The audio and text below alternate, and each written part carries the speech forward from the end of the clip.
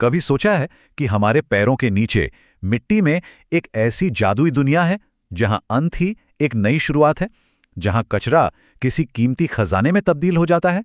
जी हां, आज बात होगी डीकंपोजिशन यानी अपघटन की इसी कीमियागिरी की। तो चलिए इसी सबसे बड़े और रहस्यमयी सवाल से शुरू करते हैं कि आखिर मौत जिंदगी में कैसे बदल जाती है।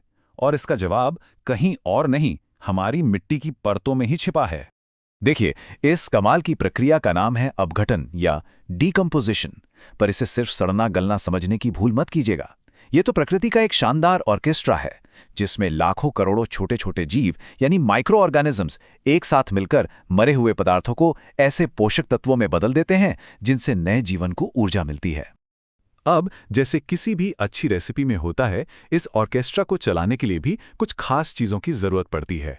तो आइए पता लगाते हैं कि इस बदलाव के पीछे की रेसिपी क्या है। इस पूरी कहानी का जो मास्टर रेगुलेटर है, जो सब कुछ कंट्रोल करता है, वो है कार्बन और नाइट्रोजन का अनुपात, जिसे हम C:N रेशियो कहते हैं। यही तय करता है कि ये प्रक्रिया कितनी तेज होगी या कितनी धीमी। इसे बहुत ही आसान तरीके से समझते हैं।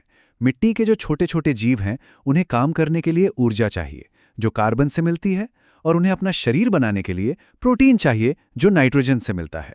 अब जब मूंग जैसी चीजों में नाइट्रोजन भरपूर होता है, यानी C:N रेशियो कम, तो डीकंपोजिशन बहुत तेजी से होता है। लेकिन जब चावल के भूसे जैसी चीजों में कार्बन बहुत ज्यादा होता है, तो नाइट्रोजन की कमी पड़ जाती है, और इस वजह से ये पूरी प्रक्रिया बहुत धीमी हो जाती है।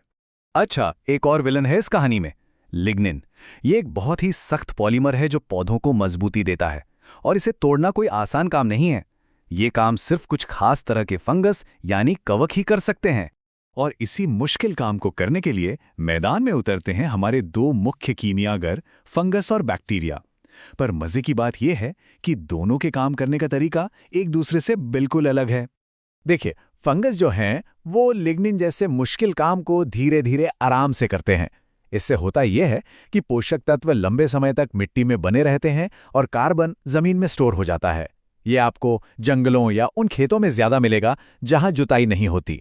वहीं दूसरी तरफ बैक्टीरिया हैं जो शक्कर जैसी आसान चीजों को फटाफट खाकर खत्म कर देते हैं। इससे पोषण तो तुरंत मिलता है, पर कार्बन ज्यादा जमा नहीं हो पाता। ये जुताई वाले खेतों में ज्यादा देखने को मिलता है।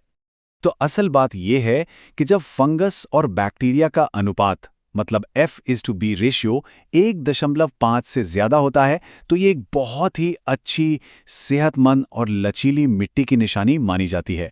मतलब ऐसी मिट्टी जो सूखे जैसी चुनौतियों का सामना बेहतर तरीके से कर सकती है। ठीक है, तो ये तो समझ आ गया कि ये कीमियागर मिट्टी को बढ़िया बनाते हैं। लेकिन एक बड़ा सवाल अब भी बाकी है।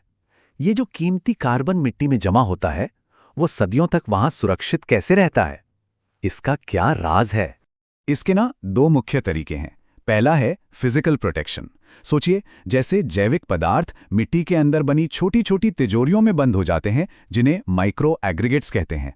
और दूसरा है केमिकल प्रोटेक्शन, जहां ये जैविक पदार्थ चिकनी मिट्टी के साथ इतने मजबूत केमिकल बॉन्ड बना लेते हैं कि उन्हें तोड़ना लगभग नामुमकिन हो जाता है। और ये चार्ट देखिए, कहानी बिल्कुल साफ हो जाती है। जिन मिट्टियों में चिकनी मिट्टी ज्यादा होती है, वो रेतीली मिट्टी के मुकाबले 3 गुना तक ज्यादा कार्बन स्टोर कर सकती हैं। ऐसा इसलिए क्योंकि उनके पास ये मजबूत केमिकल बॉन्ड बनाने के लिए ज्यादा सरफेस एरिया होता है। तो ये सारी साइंस तो बहुत दिलचस्प है, पर सवाल ये है कि क्या हम भी कुछ कर सकते हैं? क्या हम खुद मिट्टी के कीमियागार बनकर अपनी मिट्टी के इस खजाने को, इस बैंक अकाउंट को फिर से भर सकते हैं? बिल्कुल कर सकते हैं, और इसके लिए 3 बड़े कारगर तरीके हैं। पहला, कवर फसलें लगाइए जो मिट्टी की ऊपरी परत को बचाती हैं। दूसरा, जुताई कम से कम कीजिए ताकि उन तिजोरियों में बंद कार्बन सुरक्षित रहे। और तीसरा, कंपोस्ट और बायोचार का इस्तेमाल कीजिए। ये ना सिर्फ पोषक तत्व देते हैं, बल्कि मिट्टी में स्टेबल कार्बन भी डालते हैं। अच्छा, ये सब तो मिट्टी के लेवल पे हो रहा है, पर जरा सोचिए, मिट्टी के अंदर होने वाली इस छोटी सी कीमियागिरी का असर पूरी दुनिया पर कितना बड़ा हो सकता है। स्क्रीन पर इस नंबर को देखिए, 1,50,000 लीटर। आखिर क्या मतलब हो सकता है इस नंबर का? इसका मतलब ये है, और ये सच में कमाल की बात है, कि अगर मिट्टी में ऑर्गेनिक कार्बन सिर्फ 1% बढ़ जाए, तो वो जमीन हर हेक्टेयर में 1,50,000 लीटर ज्यादा पानी सोख सकती है। जरा सोचिए, ये जलवायु परिवर्तन और पानी की कमी जैसी समस्याओं से लड़ने में कितनी बड़ी ताकत है। तो आखिर में ये सवाल हमारे सामने खड़ा होता है, अगर मिट्टी ही कचरे और जिंदगी के बीच की वो जरूरी कड़ी है, तो हम सब मिलकर और बेहतर कीमियागार कैसे बन सकते हैं? ये एक ऐसा सवाल है जिस पे हम सबको सोचना चाहिए, है ना?